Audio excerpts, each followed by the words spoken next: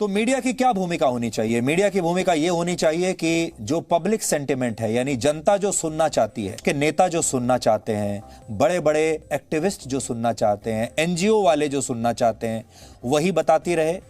जिसमें news channel को यह पता हो कि देश की जनता के बीच में माहौल ऐसा है और हमें माहौल के हिसाब से खेलना है, वो करना चाहिए या सच बोलना चाहिए। सच बोलने के नुकसान बहुत सारे होते हैं। आपको याद होगा कुछ वर्ष पहले जम्मू के कठुआ में भी एक ऐसे ही हत्याकांड हुआ था। कठुआ में 8 साल की एक मासूम बच्ची की हत्या का केस भी आपको याद करना चाहिए। घटना जनवरी 2018 की है, जब एक मासूम बच्ची के साथ गैंगरेप और हत्या उसकी कर दी गई थी। इस केस में 7 आरोपी थे। इन आरोपियों में एक विशाल जंगोत्रा नाम का लड़का भी था। जी न्यूज की टीम जब अपनी इन्वेस्टिगेशन करने के लिए वहां गई तो पता चला जिस वक्त की यह घटना है उस समय यह लड़का कठुआ में मौजूद नहीं था। और आपको याद होगा हाथरस की तरह कठुआ में भी पूरे देश में एक माहौल बन गया था और लोग कुछ और सुनना नहीं चाहते थे। यह लड़का उत्तर प्रदेश के मुजफ्फरनगर में पढ़ाई कर रहा था और कठुआ गैंग रेप केस में विशाल जंगोत्रा जी न्यूज की ग्राउंड रिपोर्टिंग के बाद जुटाए गए सबूतों के आधार पर अदालत से बाद में बरी हो गया। मामले की सुनवाई कर रही पठानकोट की स्पेशल कोर्ट ने अपने फैसले में जी न्यूज की इन्वेस्टिगेटिव रिपोर्ट की तारीफ की थी उस समय और विशाल जंगोत्रा को बेकसूर साबित किया था। उस वक्त भी हम पर बहुत आरोप लगे थे, लेकिन न्यूज का केवल एक ही आधार होता है और वो आधार है सत्य। और रिपोर्टिंग ऐसे ही की जाती है, सड़कों पर कूद फांद मचाकर, अधिकारियों के मुंह में माइक डालकर, तेज आवाज में चिल्लाकर। सवाल करने से रिपोर्टिंग नहीं, सिर्फ तमाशा होता है। हाथरस की तरह ही सुशांत सिंह राजपूत मामले की सच्चाई भी कुछ और ही निकल कर आ रही है। सुशांत की मौत के कारणों की जांच के लिए एम्स के डॉक्टरों का एक मेडिकल बोर्ड बना था। कुछ चैनलों पर खबर चल रही थी कि सुशांत ने आत्महत्या की है, कुछ चैनल कह रहे हैं सुशांत की हत्या हुई है। इस पर एम्स के मेडिकल बोर्ड ने सफाई दी है और उन्होंने जो हमें बताया है वो हम आपको बताते हैं।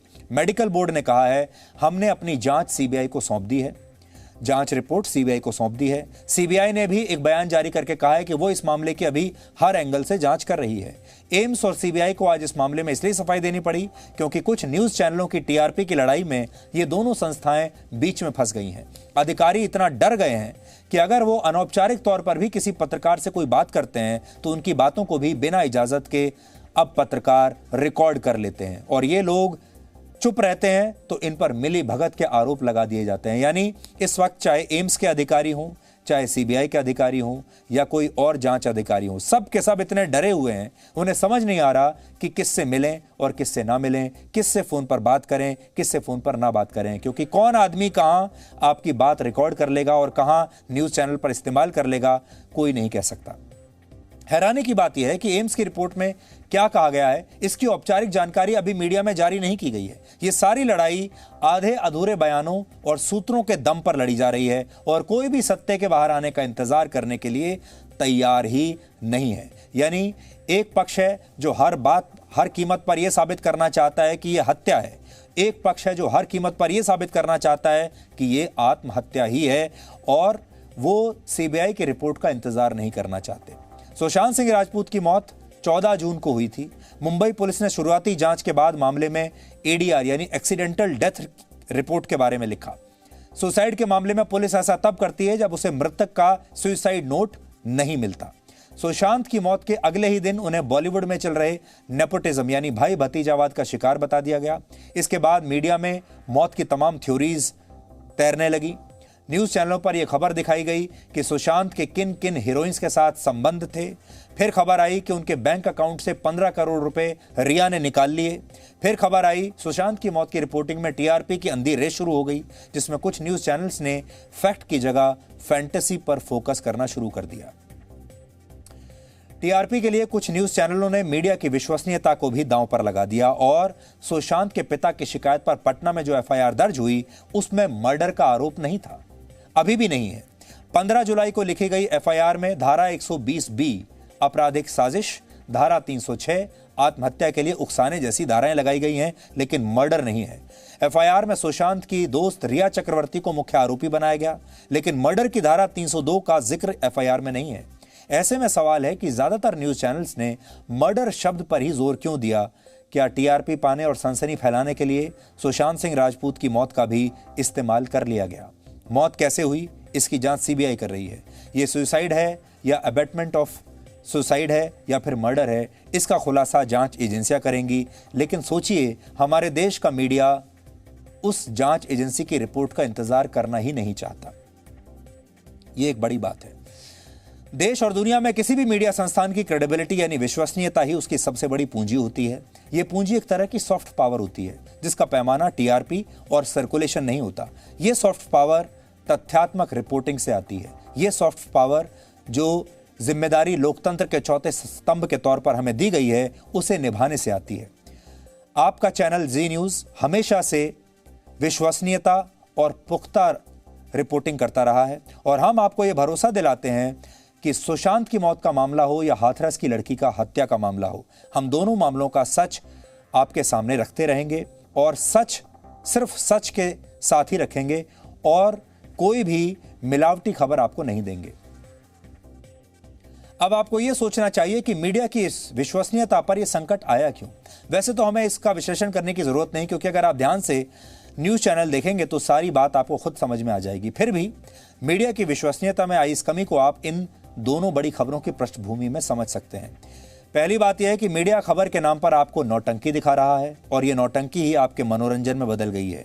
इसलिए सवाल आपसे ही है, आप ये नौटंकी देखकर अपना मनोरंजन करना चाहते हैं या फिर सच्ची खबरें देखना चाहते हैं। भारत में इस समय 400 न्यूज़ चैनल हैं और इसलिए हर सच के सैकड़ों संस्करण आपके सामने हैं। ये आप पर है कि आपको इनमें से सच का कौन सा संस्करण देखना है। जिससे जो सच सूट करता है वो वही सच आपके सामने रख देता है। आपके आंख और कान भी उसी सच को देखना चाहते हैं और सुनना चाहते हैं जो आपको पसंद है। आपकी आंखों और कानों के रास्ते संक्रमित सत्य का यह वायरस आपकी नसों में पहुंचाया जा रहा है और यह महामारी कोरोना से भी खतरनाक है। इसलिए इस समय पूरी दुनिया को कोविड-19 की वैक्सीन के साथ साथ सत्य की वैक्सीन की भी जरूरत है। लेकिन इन सब के बीच आपको ये नहीं भूलना चाहिए कि सच का कोई पक्ष नहीं होता, सच निष्पक्ष होता है और कोई भी इसे चाहकर भी ज्यादा दिनों तक दबा नहीं सकता। दूसरी बात यह है कि मीडिया में इन दिनों आपको खबरों का फरमाइशी चित्रहार दिखाया जा रहा है। इस चित्रहार को हर हफ्ते आने वाली टीआरपी देखकर तैयार किया जाता है और यह टीआरपी इस बात पर निर्भर करती है कि दर्शक के तौर पर आप क्या देखना पसंद करते हैं, आपको क्या मनोरंजक लग रहा है। आप ऐसी खबरों की फरमाइश बंद कर देंगे तो ये फरमाइशी चित्रहार अपने आप बंद हो जाएंगे। तीसरी बात यह कि टीआरपी नहीं बल्कि विश्वसनीयता को सफलता का पैमाना मानिए। असत्य और मनोरंजन भरी नौटंकी के दम पर हासिल की गई टीआरपी और सच्ची खबरों के दम पर हासिल की गई विश्वसनीयता की तुलना नहीं हो सकती। विश्वसनीयता का कोई विकल्प नहीं होता और यह बात दर्शकों को नहीं बल्कि मीडिया को भी नहीं भूलनी चाहिए। चौथी बात, कुछ लोग हर खबर को सिर्फ प्रोपेगेंडा का आधार बनाते हैं।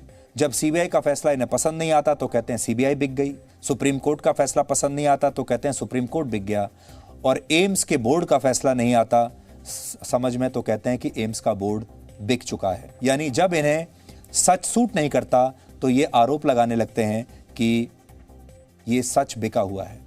जी न्यूज़ की शुरुआत आज से 26 साल पहले हुई थी। देश का पहला प्राइवेट न्यूज़ चैनल था जी न्यूज़ और मैंने वो दौर देखा है जब बड़े बड़े नेता उस दौर में न्यूज़ चैनल पर आने के लिए उत्सुक रहते थे, इंटरव्यू देने के लिए उत्सुक रहते थे, अपनी बात जनता तक पहुंचाना चाहते थे और ये बड़े बड़े नेता अपने घरों पर टीवी पत्रकारों का इंतजार किया करते थे बेसब्री से। ये नेता न्यूज़ चैनल के स्टूडियोज में बड़ी आसानी से आ जाते थे, कभी इनकार नहीं करते थे, बल्कि इसे बड़ा सम्मान की बात माना जाता था कि कोई न्यूज़ चैनल या जी न्यूज़ उन्हें अपने स्टूडियो में बुलाकर अपना मंच दे रहा है। लेकिन अब न्यूज़ चैनल्स सवाल पूछने वाले मंच की बजाय किसी इवेंट मैनेजमेंट कंपनी में बदल गए हैं और ये सारे जो नेता हैं ये फिल्म स्टार्स की तरह अपनी फिल्म रिलीज होने से पहले सिर्फ न्यूज़ चैनल्स का इस्तेमाल करते हैं। ये अपनी खबर का प्रसार करने के लिए न्यूज़ चैनल्स का इस्तेमाल करते हैं, जैसा कि हाथरस में हो रहा है। आपने देखा होगा हाथरस में इन्वेस्टिगेशन नहीं हुई बल्कि सिर्फ हाथरस में यह हुआ कि जो नेता वहां जा रहे हैं उनका इवेंट मैनेजमेंट न्यूज़ चैनल्स लगातार कर रहे हैं, वो उनको दिखा रहे हैं, उनकी फोटो अपॉर्चुनिटी आप तक पहुंचा रहे हैं।